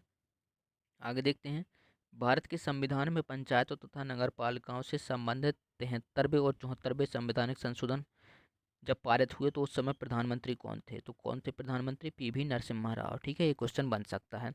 भारतीय संघात्मक व्यवस्था में तृतीय तल जोड़ा गया, कब जोड़ा गया है? 1993 में। ठीक है। जब 73वां संविधान संशोधन आया तब यहाँ पे ये जोड़ा गया है। ठीक है। तृतीय स्तर। 73वें संविधान संशोधन कानून की वैधानिक शुरुआत हुई थी ये 73वां संविधान संशोधन जब शुरू हुआ था, लाया गया था, ठीक है। उसके पहले भी एक बार लाया गया था, ठीक है। कौन सा? 74वां संविधान संशोधन जो विधेयक था, इसको लाया गया था, लेकिन ये तब पारित नहीं हो पाया था, ठीक है। आगे देखते हैं। पंचायतों एवं नगर पालिकाओं के संबंध में भारतीय संविधान में प्रावधान किया गया, कब किया गया? 1993 में, ठीक है। तो पंचायत 73वें संविधान संशोधन और नगर पालिका 74वें संविधान संशोधन से संबंधित है। आगे देखते हैं। पंचायतों के प्रधान, प्रमुख तथा अध्यक्ष के पदों में महिलाओं के लिए अनुसूचित जाति जनजाति की महिलाएं सम्मिलित हैं। आरक्षण से उनके क्रियाकलाप में एक सुस्पष्ट परिवर्तन आया है, तो बिल्कुल सही है, ठीक है। ग्रामीण क्षेत्रों की महिलाएं इस आरक्षण की मांग लंबे समय से कर रही थी, तो मांग नहीं हुई थी, वैसे ही इसको इन्हें दिया गया था, ठीक है। तो अब तो किसी किसी राज्यों में इसमें 50% भी है, ठीक है। सभी में नहीं है, कुछ राज्यों में है। पंचायती राज व्यवस्था को संवैधानिक दर्जा दिया गया है, कब दिया गया है? 73वें संविधान संशोधन से, ठीक है। और 1/3 इन्हें आरक्षित सीटें की गई हैं महिलाओं को, तो वो भी 73वें संविधान संशोधन से की गई हैं, ठीक है। ये जो पेशा एक्ट आया था, ठीक है, कौन सा? पंचायत अनुसूचित क्षेत्र का विस्तार अधिनियम 1996, ठीक है। तो आदिवासी स्वशासन सुनिश्चित करने के लिए ये किसकी सिफारिश पर आया था? भूरिया समिति बनी थी, उसकी सिफारिश पर पेशा एक्ट पारित हुआ था। ये क्वेश्चन बन सकता है, ठीक है। कब हुआ था? 1996 में। अब जो अधिनियम है पेशा एक्ट 1996, इसके अंतर्गत कुछ ग्राम सभा की भूमिका या शक्ति देखते हैं, कौन कौन सी हैं। देखते हैं। पहला है ग्राम सभा के पास अनुसूचित क्षेत्रों में भूमि का हस्तांतरण रोकने की शक्ति प्राप्त है, बिल्कुल सही है। और ग्राम सभा के पास लघु वनोपज का स्वामित्व भी होता है, तो ये भी दोनों आपके ऑप्शन इसमें सही हैं, ठीक है। पंचायती राज एक व्यवस्था है, कैसे? स्थानीय स्तर पर सुशासन की, बिल्कुल सही है। जैव संबंधों के साथ त्रिस्तरीय अभिशासन की, ठीक है, त्रिस्तरीय अभिशासन है। और लोकतांत्रिक विकेंद्रीकरण की, तो पंचायती राज यही इसलिए लाया गया है कि यहाँ पर लोकतांत्रिक विकेंद्रीकरण हो सके, तो ये तीनों ऑप्शन आपके बिल्कुल सही हैं। ग्राम सभा का अभिप्राय क्या है? ग्राम स्तर के पंचायत क्षेत्र के निर्वाचक नामावली में पंजीकृत लोगों से बनती है, ठीक है। तो ग्राम सभा क्या है कि जो वहाँ पे ग्राम ग्राम है, ठीक है, ग्राम पंचायत है, उसकी एक मतदाता सूची होगी, और मतदाता सूची में जो मतदाता पंजीकृत हैं, ठीक है, तो उन्हें ग्राम सभा का दर्जा प्रदान किया जाएगा। ग्राम सभा के संबंध में और कौन से कथन सही हैं? इसके कार्य और शक्तियाँ ग्राम स्तर पर ही उसी प्रकार हैं जैसे राज्य विधायिका की राज्य स्तर पर होती हैं, तो बिल्कुल सही है। इसकी शक्तियों का निर्धारण राज्य विधानमंडल के द्वारा होता है, ये भी सही है। राज्य विधानमंडल ही कानून बनाता है। यह एक ग्राम स्तर की सभा है जिसमें पंचायत के क्षेत्र के सभी पंजीकृत मतदाता सम्मिलित होते हैं, तो ये बिल्कुल आपके सही है, ठीक है। आगे देखते हैं। राजस्थान पंचायत अधिनियम 1994 की किस धारा को संशोधित कर ग्राम सेवक के स्थान पर ग्राम विकास अधिकारी, ठीक है, अभिव्यक्ति को प्रतिस्थापित किया गया? तो ये धारा 89 है, ठीक है। आगे देखते हैं। मध्य प्रदेश में पंच और उप सरपंच की अनुपस्थिति में ग्राम सभा की बैठक की अध्यक्षता करेगा। जो ग्राम सभा की बैठक होती है, अगर उसमें सरपंच और उप सरपंच दोनों अनुपस्थित हैं, तो कौन करेगा? इस प्रयोजन हेतु ग्राम सभा की बैठक में उपस्थित सदस्यों द्वारा निर्वाचित संबंधित ग्राम पंचायत का पंच, ठीक है। अनुसूचित क्षेत्रों में ग्राम सभा के सम्मेलन की अध्यक्षता करता है, कौन करता है? उपस्थित अनुसूचित जनजाति सदस्य जो ग्राम सभा द्वारा चुना जाए वो करेगा अनुसूचित क्षेत्रों में ग्राम सभा के सम्मेलन की अध्यक्षता, ठीक है। पंचायती राज व्यवस्था का मूल उद्देश्य सुनिश्चित करना है, क्या है? विकास में जन भागीदारी को बढ़ाना, लोकतांत्रिक विकेंद्रीकरण को अपनाना, तो ये दोनों उसके उद्देश्य थे, ठीक है।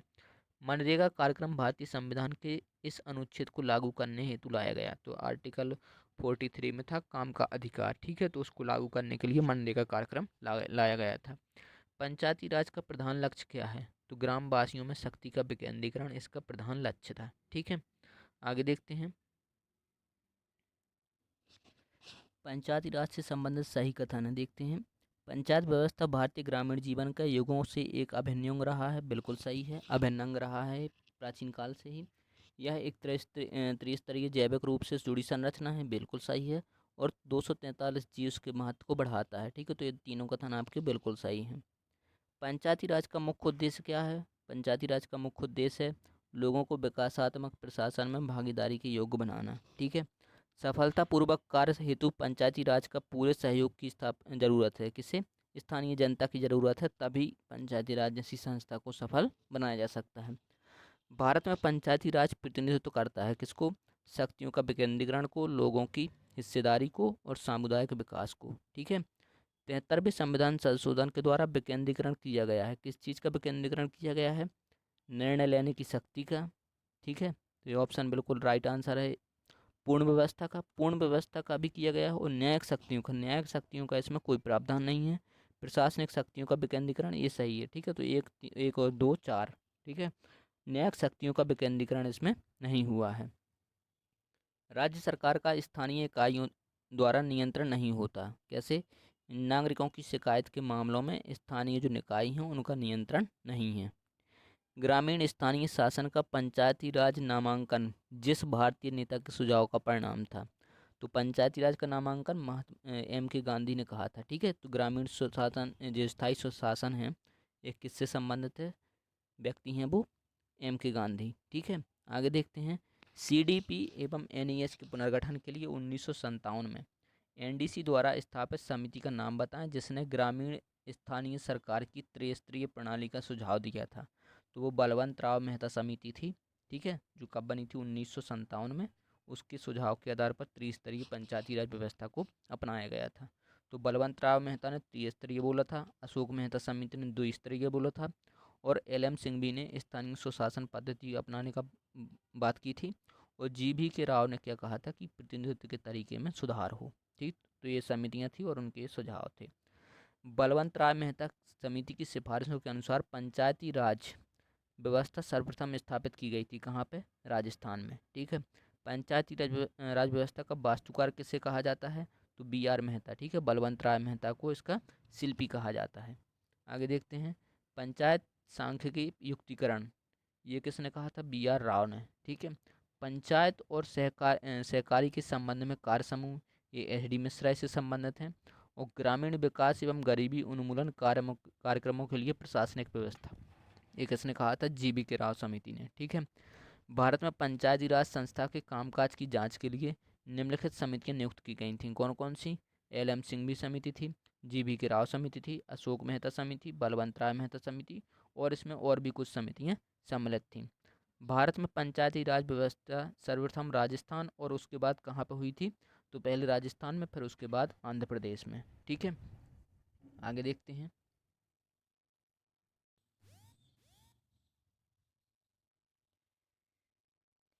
प्रथम पंचायती राज व्यवस्था का उद्घाटन जवाहरलाल नेहरू द्वारा 2 अक्टूबर 1959 को किया गया था। कहाँ किया गया था? ये किया गया था नागौर, राजस्थान में।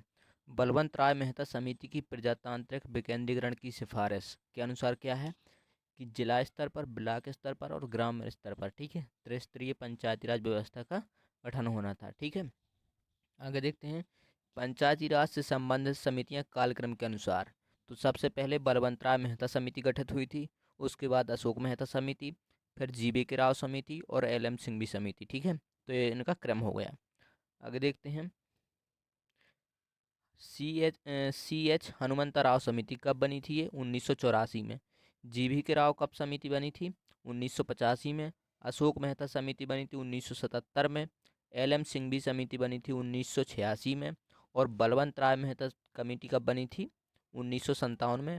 और PK थुंगन समिति बनी थी 1988 में। तो ये इनके वर्ष हैं, इनको याद रखना। ठीक है, पंचायती राज व्यवस्था से संबंधित नहीं है। क्या नहीं है?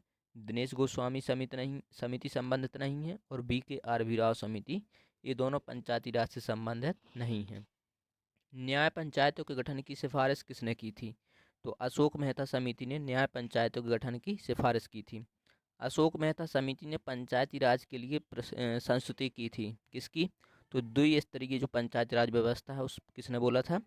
अशोक मेहता समिति ने सिफारिश की थी कि पंचायतों की जो संरचना है वो द्विस्तरीय होनी चाहिए। पंचायती राज पर अशोक मेहता समिति जो 1977 में बनी थी की प्रमुख सिफारिशें कौन कौन थीं?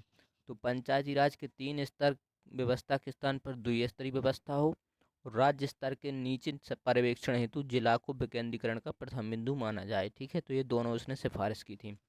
दूसरी सिफारिश एक बार और देखिए। राज्य स्तर के नीचे पर्यवेक्षण हेतु जिला को विकेंद्रीकरण का प्रथम बिंदु माना जाता है। ठीक है, नेक्स्ट है। पंचायती राज को संवैधानिक स्थिति प्रदान करने की संस्तुति किसने की थी? तो LM सिंघवी कमेटी ने कहा था कि पंचायती राज को संवैधानिक दर्जा दिया जाए। संविधान के 73वें संविधान संशोधन ने, ठीक है, क्या किया कि पंचायतों के नियमित चुनाव कराने के लिए था। महिलाओं को सभी स्तरों पर सीटों के आरक्षण की व्यवस्था की थी इसने। और राज्य वित्त आयोग की संस्तुति के लिए पंचायतों को फंड का अनिवार्य रूप से हस्तांतरण था इससे संबंधित। और क्या था कि 11वीं अनुसूची में दिए गए विषयों विषयों के संबंध में पंचायतों को शक्ति का अनिवार्य रूप से हस्तांतरण। ठीक है, तो ये जो चारों चीज़ें थीं ये 73वें संविधान संशोधन में थी। ठीक है, आगे देखते हैं। संविधान के 73वें संशोधन द्वारा पंचायतों को निर्दिष्ट किए जाने वाले कार्य वर्णित हैं। तो जो 73वें संविधान संशोधन में पंचायतों को कुछ कार्य दिए गए हैं, ये कहाँ पे हैं? 11वीं अनुसूची में। जो 11वीं अनुसूची में तो विषय कितने हैं इसमें? तो विषय हैं इसमें 29। ठीक है, 29 कार्यों की सूची जिस अनुच्छेद में दी गई है वो अनुच्छेद कौन सा है?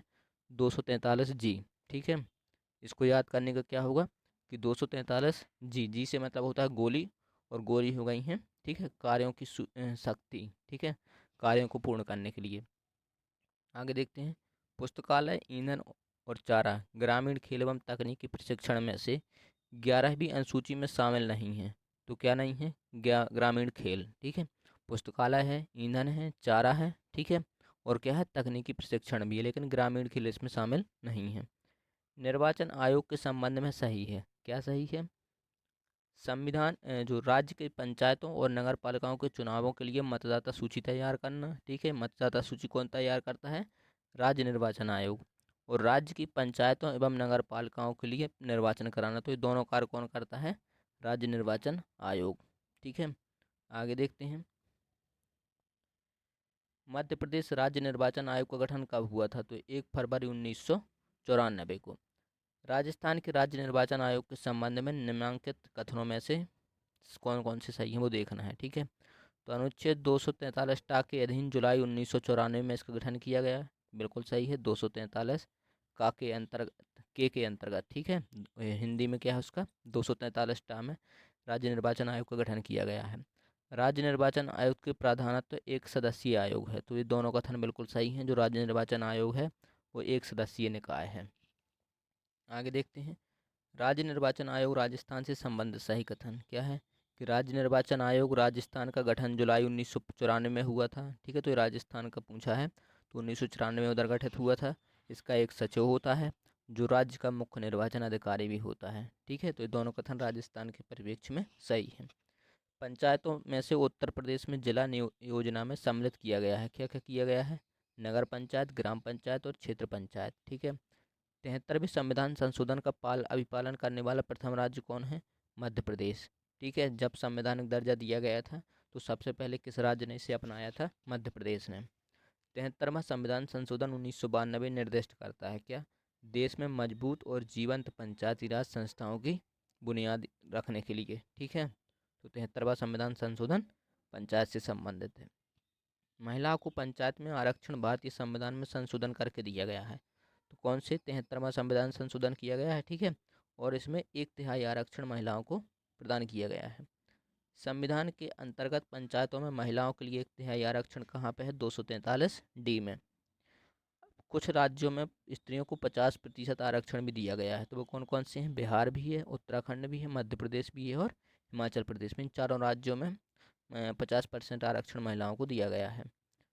पंचायत चुनाव में अनुसूचित जातियों के लिए पदों का आरक्षण लागू नहीं होता। तो अनुसूचित जातियों के लिए, अनुसूचित जातियों के लिए आरक्षण कहाँ नहीं है? अरुणाचल प्रदेश में। 73वें संविधान संशोधन द्वारा 24 अप्रैल 1993 से देश में प्रभावी हुआ। ठीक है, जो 73वां संविधान संशोधन था कब प्रभावी हुआ? 24 अप्रैल 1993 में। ठीक है, ये क्या करता है? इस स्वशासन व्यवस्था को प्रोत्साहित करता है। भारत में राष्ट्रीय पंचायती राज दिवस कब मनाया जाता है? 24 अप्रैल को। पंचायती राज व्यवस्था में शासन प्रणाली की संरचना क्या है? तो क्या है? ग्राम स्तर पर, ब्लॉक स्तर पर और जिला स्तर पर। ठीक है, त्रिस्तरीय पंचायती राज व्यवस्था को अपनाया गया है। आगे देखते हैं। वह न्यूनतम जनसंख्या जिसके नीचे 73वां संविधान संशोधन के उपबंध के अनुसार राज्य में मध्यवर्ती स्तर पर पंचायतें गठित नहीं की जा सकती। तो जहाँ की जनसंख्या 20 लाख है, ठीक है, कम से कम, वहाँ पे 73वां संविधान संशोधन की जो त्रिस्तरीय है उसमें तो बीच की जो ब्लॉक स्तर की है उसको गठित नहीं किया जाएगा।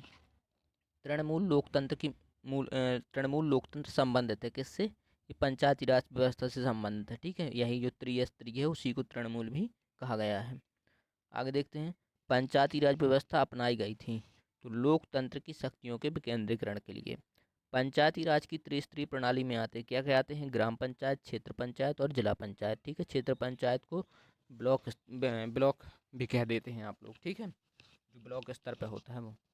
खाप पंचायत, जाति पंचायत, ग्राम पंचायत और जनपद पंचायत में से किसका निर्माण पंचायती राज व्यवस्था के तहत हुआ है? तो पंचायती राज व्यवस्था का किसके तहत हुआ है? ग्राम पंचायत का निर्माण हुआ है। ठीक है, न खाप पंचायत का हुआ है, न जाति पंचायत का, न जन पंचायत का।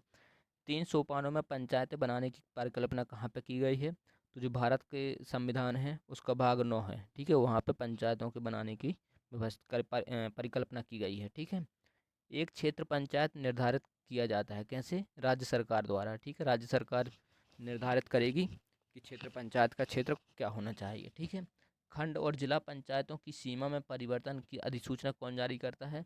तो राज्यपाल जारी करेंगे। एक पंचायत समिति जिस स्तर पर एक पंचायती राज संकल्पना का संचार करती है, तो एक पंचायत समिति है, ये कहाँ पर रहती है? ब्लॉक स्तर पर। ठीक है, मध्य प्रदेश में जिला पंचायत की प्रमुख स्थायी समितियाँ कौन कौन सी हैं? सामान्य प्रशासन समिति, कृषि समिति और शिक्षा समिति, ये स्थायी समितियां हैं। ठीक है, 73वें संविधान संशोधन अधिनियम के तहत पंचायती राज संस्थाओं में चुनाव लड़ने के लिए न्यूनतम कितनी आयु होनी आवश्यक है? तो 21 वर्ष न्यूनतम आयु होनी चाहिए, तो वह व्यक्ति चुनाव लड़ सकता है। ठीक है, इसमें भी वही लिखा है कि 21 वर्ष की आयु पूर्ण कर चुका हो। सही कथन कौन कौन से हैं देखते हैं। पंचायत के समय पूर्व भंग होने के पश्चात पुनर्गठन केवल अवशिष्ट समय के लिए ही जारी किया जाता है, तो ये बिल्कुल सही है। जैसे किसी पंचायत का कार्यकाल 5 वर्ष है। ठीक है, 5 वर्ष होता है। यदि कोई पंचायत 3.5 महीने या 3 साल में ही हो जाती है, ठीक है, उसको हटा दिया जाता है, तो जो चुनाव होंगे वो शेष अवधि के लिए होंगे, मतलब 2 साल के लिए होंगे। ठीक है, वह कॉलेज का विद्यार्थी अपने नगर की नगर परिषद में चुने जाने का इच्छुक है। उसके नामांकन की वैधता अन्य शर्तों के साथ साथ इस महत्वपूर्ण शर्त पर निर्भर होगी कि उसका नाम क्या है? मतदाता सूची में होना चाहिए। ठीक है, और वो 21 वर्ष की आयु भी पूर्ण कर चुका हो। स्थानीय स्वशासन के अधिकार क्षेत्र में नहीं आता। क्या नहीं आता? सार्वजनिक अनुशासन का रखरखाव या लोक व्यवस्था का अनुरक्षण। ठीक है, ये क्या होता है? ये स्थानीय स्वशासन के अंतर्गत नहीं आता। भारत में पंचायती राज संस्थाओं की शक्तियों के अंतर्गत नहीं आता। क्या है? तो वही न्यायिक पुनर्वीक्षण। ठीक है, ये किसकी शक्ति है? न्यायालय की शक्ति है। पंचायती राज संस्थाएं इसमें सम्मिलित नहीं है। पंचायती राज व्यवस्था में न्याय पंचायतों को किसी को बंदी बनाए जाने की सजा देने का अधिकार है, तो ये किसी भी राज्य में नहीं। ठीक है, कहीं भी ऐसी व्यवस्था नहीं की गई है कि वो बंदी को सजा दे पाए। ठीक है, स्थानीय स्वशासन की विशेषता क्या है? ये वैधानिक स्थिति है, बिल्कुल। स्थानीय समुदाय की भागीदारी, कर आरोपित कर वित्त प्राप्त करने की शक्ति है। ठीक है, तो ये है, ये प्रावधान उसमें है। पंचायतों की वित्तीय स्थिति की समीक्षा के लिए राज्य सरकार प्रत्येक 5 वर्षों में गठित करेगी। क्या गठित करेगी?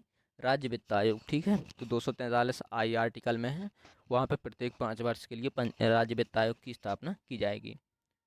कौन करेगा इसकी गठन? इसका गठन करेगा राज्य का राज्यपाल। आगे देखते हैं, पंचायतों की वित्तीय स्थिति का मूल्यांकन करने के लिए वित्त आयोग के गठन का अधिकार प्राप्त है किसको है? गवर्नर को। ठीक है, कहाँ पे है व्यवस्था? 243 आई में। किस राज्य के राज्यपाल को उस विशेष राज्य की पंचायतों द्वारा विनियोजन हो सकने वाले करों और शुल्कों के निर्धारणों को विषय में संस्तुति करता है? तो जो कोई पंचायत है वो कर और शुल्क कैसे निर्धारण होगा उसका कौन डिसाइड करेगा?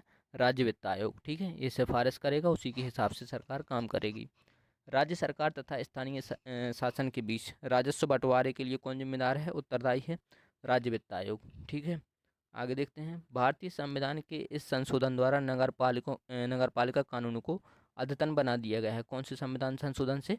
74वें संविधान संशोधन से। ठीक है, संवैधानिक दर्जा का किस मिला है? 74वें से। भाग 9A में इसके प्रावधान है। ठीक है, क्या है? शहरी क्षेत्र के लिए जो स्वशासन है उसके बारे में।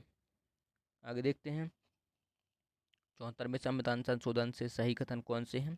यह संविधान में एक नई अनुसूची जोड़ने का उपबंध करता है। बिल्कुल, इसमें जो 74वां संविधान संशोधन है इसमें 12वीं अनुसूची जोड़ी गई थी, और जो 73वां संविधान संशोधन अधिनियम था उसमें 11वीं अनुसूची। ठीक है, यह नगरपालिकाओं की कार्यप्रणाली की पुनर्संरचना करता है। बिल्कुल सही है। यह नगरपालिकाओं में महिलाओं के लिए आरक्षण का प्रावधान करता है, तो ये भी आपका सही है। तो तीनों ऑप्शन इसके सही हैं। आगे देखते हैं, मध्य प्रदेश में नगरपालिकाओं में अनुसूचित जनजातियों हेतु स्थानों के आरक्षण का प्रावधान भारत किस जिस अनुच्छेद के अंतर्गत आता है? तो 243 ना है, ठीक है। तो ये नगर पालिकाओं में जो एसटी है उसके आरक्षण की प्रावधान करता है, ठीक है। तो ध्यान रखना, 243 डी में कहाँ है? पंचायत में। और 243 एन में ना में कहाँ पे है? ये है आपके नगर पालिका क्षेत्र में, ठीक है। तो 243 ना।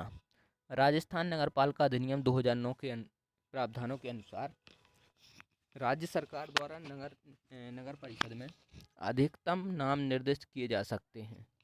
तो अधिकतम कितने नाम निर्दिष्ट किए जा सकते हैं? 8। नगर पालिका का चुनाव सदस्य चुने जाने के लिए न्यूनतम आयु कितनी होनी चाहिए? 21 वर्ष, ठीक है। उत्तर प्रदेश में मेयर का कार्यकाल कितना होता है? 5 वर्ष। आगे देखते हैं, नगरीय स्थायी निकायों पर राज्य शासन का नियंत्रण किया जाता है विधायी मामलों से, वित्तीय मामलों से और कार्मिक मामलों से, ठीक है। तो इन सभी के आधार पर राज्य सरकार का नियंत्रण स्थापित किया गया है, ठीक है। किस पे? नगरीय स्थानीय निकाय पर। राज्य सरकार का स्थानीय इकाइयों पर नियंत्रण नहीं होता, तो नागरिकों की शिकायतों में, ठीक है, ये ध्यान रखना। नगर पालिका से संबंधित है संविधान का 9A भाग है, ये नगर पालिकाओं से संबंधित। और भाग 9 किससे है? पंचायती राज से, ठीक है। पंचायती राज मतलब जो ग्राम पंचायत वाला प्रावधान है, ठीक है। राज्य निर्वाचन आयोग नगरीय निकायों के निर्वाचन का संचालन करते हैं किसके तहत? 243 का के तहत और 243 जेड के तहत, ठीक है। 243 के पढ़ना है इसको, ठीक है, और जेड। राजस्थान में जिला आयोजन समिति में निर्वाचित एवं पदेन सदस्य होते हैं कितने? तो जो जिला निर्वाचित सदस्य होते हैं 20 और पदेन सदस्य कितने होते हैं? 5। आगे देखते हैं, स्थानीय स्तर पर ग्रामीण मामलों के प्रबंध में राजनीति का अंतःखेल कम हो गया है, ठीक है। तो ये बिल्कुल सही है। जब से स्थानीय स्तर पर ग्रामीण मामलों के संबंध में राजनीति का जो अंतःखेल है वो खत्म हो गया है, ठीक है, कम हो गया है। और संविधान के 73वें संशोधन के द्वारा ग्रामीण स्थानीय स्वशासन संस्थाओं का पुनरुत्थान हो गया है। तो ये दोनों कथन आपके बिल्कुल सही हैं और इसका सही स्पष्टीकरण भी है, ठीक है। आगे देखते हैं, स्थानीय निकायों की वित्तीय सहायता प्रदान करने हेतु उपायों पर विचार करने के संबंध में संघीय वित्त आयोग की भूमिका नहीं है, ठीक है। तो संघीय वित्त आयोग की भूमिका है, हमने पहले भी देख चुके हैं इसको, ठीक है। तो यह हो जाएगा गलत। संविधान के 73वें और 74वें संशोधन के द्वारा स्थानीय शासन संविधान की 7वीं अनुसूची के अंतर्गत राज्य विषय ही बनाता है, ठीक है। तो ये बिल्कुल सही है आपका। तो जो क्या है, 73वां संविधान संशोधन है और 74वां, उसमें जो विषय हैं उसके संबंध में कानून कौन बनाएगा? राज्य ही बनाएगा, ठीक है। यदि पंचायत भंग होती है तो निर्वाचन होंगे कितने? 6 माह के अंदर होंगे अगर पंचायत भंग होती है तो, ठीक है। पंचायती राज संस्था नहीं है, कहाँ पे नहीं है? मिजोरम, मेघालय और नागालैंड में, इन तीनों जगह पंचायती राज संस्था नहीं है। नगर क्षेत्र को निर्धारित करने हेतु भारत की जनगणना के अनुसार सही हैं, ठीक है। वे सभी स्थान देखते हैं कौन कौन से, जो नगर पालिका अथवा नगर निगम अथवा छावनी बोर्ड अथवा अनुसूचित एरिया कमेटी के अंतर्गत हों, ठीक है। तो क्या है, नगर क्षेत्र को निर्धारित करने हेतु भारतीय जनगणना के अनुसार सही हैं। तो ये सही है आपका। जिसकी जनसंख्या कम से कम 5,000 हो, तो ये भी सही है। नगर क्षेत्र कब बनेगा? जब वहाँ पर जनसंख्या 5,000 से ज़्यादा हो। जहाँ जनसंख्या का घनत्व कम से कम 400 प्रति व्यक्ति वर्ग किलोमीटर हो।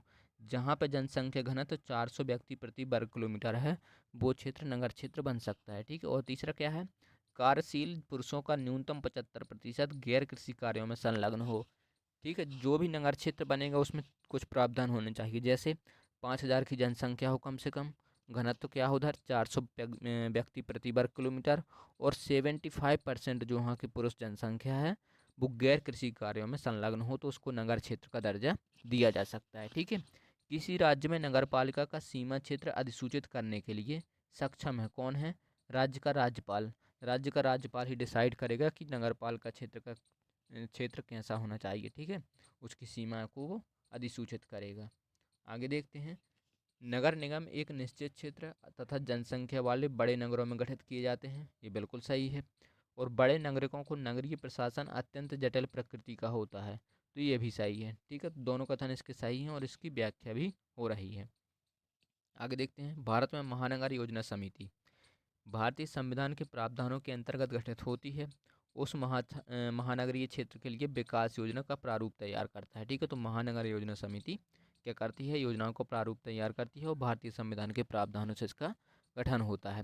जिला नियोजन योजना समिति ये कौन से आर्टिकल से गठित होती है, 243 जेड से जिला योजना समिति। ठीक है, जिला योजना समिति की व्यवस्था की गई है कहाँ पे, 74वें संविधान संशोधन के माध्यम से। ठीक है, नगरीय क्षेत्र के लिए।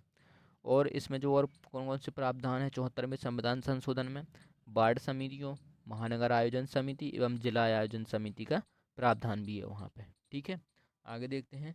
73वां संविधान संशोधन व्यवस्था करता है किसकी, राज्य निर्वाचन आयोग द्वारा पंचायतों का चुनाव कराने की और राज्य वित्त आयोग की स्थापना करने की। तो ये दोनों प्रावधान कहाँ पे हैं, आपके 73वें संविधान संशोधन में है।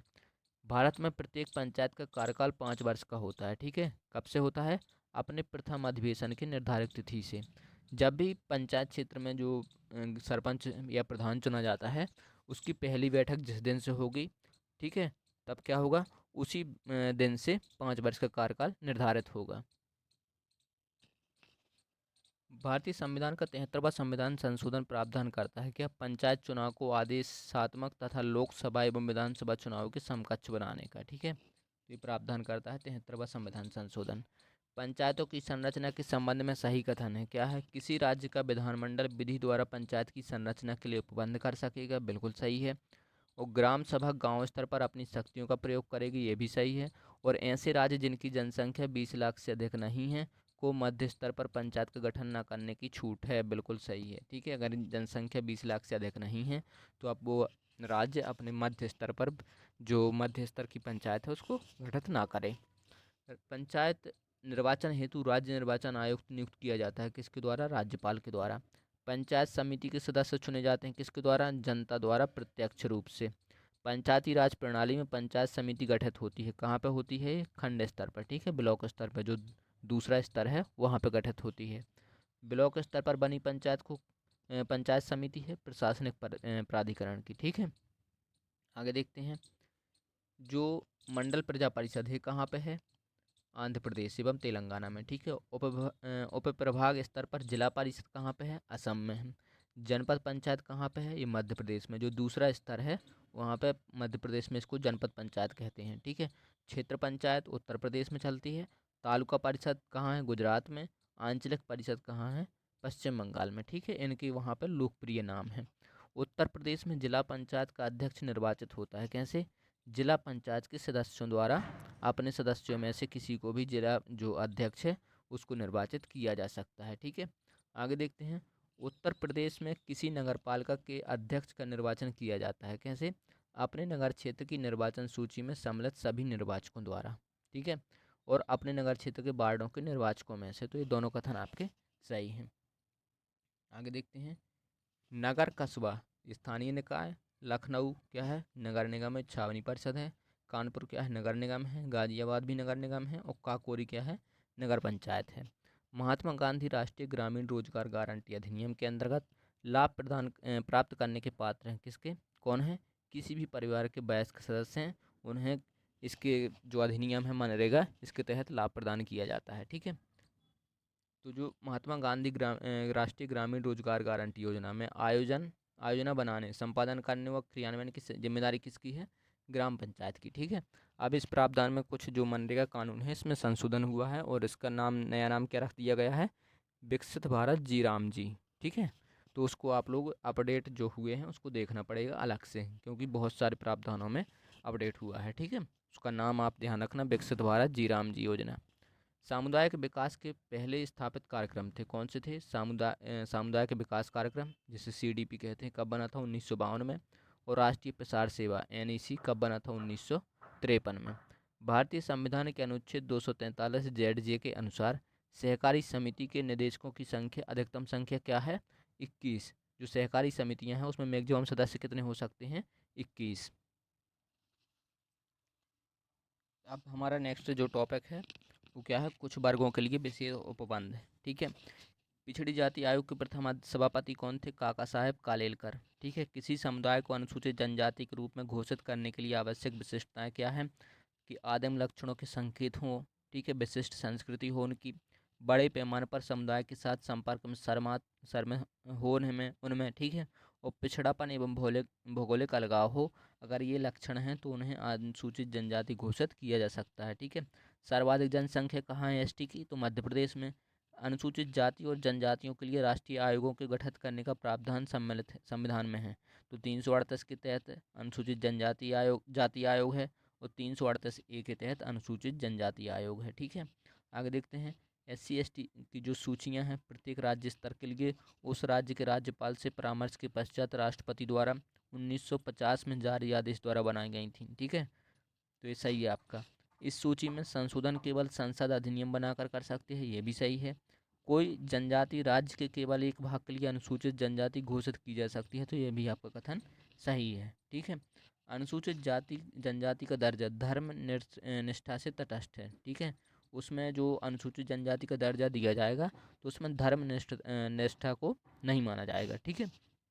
भारत के संविधान में लोकसभा में अनुसूचित जनजातियों के लिए व्यवस्था की गई है। कहाँ पे की गई है? आर्टिकल 330 में। ठीक है। तो ध्यान रखना, लोकसभा में अनुसूचित जनजातियों के लिए आर्टिकल कौन सा है? 330। ठीक है। भारतीय संविधान का 16वां भाग संबंधित है किससे? कुछ वर्गों के लिए विशेष उपबंध से। ठीक है। कुछ वर्गों के लिए विशेष उपबंध से संबंधित है। राज्य विधानसभा में आंग्ल भारतीयों के प्रतिनिधित्व कहाँ है? 333 में। ठीक है। कहाँ पे? राज्य विधानसभा में। लोकसभा में एंग्लो इंडियन समुदाय के प्रतिनिधित्व कहाँ पे है? 331 में। तो ये ध्यान रखना है। लेकिन अब ये दोनों प्रावधान समाप्त कर दिए गए हैं, यहाँ पे अब व्यवस्था कोई नहीं है। ठीक है। ये जो 104वां संविधान संशोधन आया था इसके द्वारा इसको समाप्त कर दिया गया है। भारतीय संविधान के किस अनुच्छेद के अंतर्गत राष्ट्रीय अनुसूचित जाति आयोग का गठन किया गया है? तो अनुसूचित जाति आयोग 338। ठीक है। 338 में क्या है? जाति आयोग। और 338 में क्या है? अनुसूचित जनजाति आयोग। जो अनुसूचित जनजाति आयोग है इसमें अध्यक्ष और उपाध्यक्ष के अतिरिक्त कितने सदस्य होंगे? तो एक अध्यक्ष रहेगा, एक उपाध्यक्ष रहेगा और 3 इसमें सदस्य हैं। ठीक है। टोटल 5 सदस्य ये है। किसी जाति तथा जनजाति को अनुसूचित जाति या अनुसूचित जनजाति घोषित करने हेतु शक्ति संपन्न संवैधानिक प्राधिकारी कौन है? तो भारत का राष्ट्रपति है। ठीक है। किसी भी जाति के लिए आरक्षण नहीं है। राज्यसभा और राज्य विधान परिषदें हैं, इनमें किसी भी जाति के लिए आरक्षण प्रदान नहीं किया गया है। ठीक है। ओबीसी आयोग अधिनियम कब बना था? 1993 में। ठीक है। बाल मजदूर निषेध एवं नियामक अधिनियम ये 1986 में बना था। निःशक्त जन समान अधिकार संरक्षण एवं पूर्ण सहभागिता अधिनियम कब बना था? 1995 में। राष्ट्रीय अल्पसंख्यक आयोग अधिनियम कब बना था? 1992 में। ठीक है। 102वें संविधान संशोधन के द्वारा आर्टिकल 338 बी जोड़ा गया है। ठीक है। जिसमें जो ओबीसी आयोग है इसको संवैधानिक दर्जा प्रदान किया गया है। ठीक है। तो ध्यान रखना है। आगे देखते हैं संवैधानिक निकाय कौन कौन से हैं? तो ओबीसी आयोग है, मानवाधिकार आयोग नहीं है। ठीक है। विधि आयोग भी संवैधानिक नहीं है, और राष्ट्रीय उपभोक्ता विवाद निवारण आयोग भी संवैधानिक नहीं है। कौन है? राष्ट्रीय पिछड़ा वर्ग आयोग ही संवैधानिक है। तो दोस्तों हमने जो जीएस पॉइंटर की भारतीय राज्य व्यवस्था कर रहे थे उसको ख़त्म कर दिया है आज। ठीक है। अब हम नेक्स्ट वीडियो किस टॉपिक पर बनाएं, किस सब्जेक्ट पर बनाएं जीएस पॉइंटर का, वो आप लोग कमेंट कर दीजिए, तो हम उसी सब्जेक्ट से स्टार्ट कर देंगे। यदि वीडियो आपको ये पसंद आए हों तो प्लीज़ चैनल को सब्सक्राइब कीजिए और अपने दोस्तों के साथ भी शेयर कीजिए। चलिए फिर मिलते हैं नेक्स्ट वीडियो में। धन्यवाद।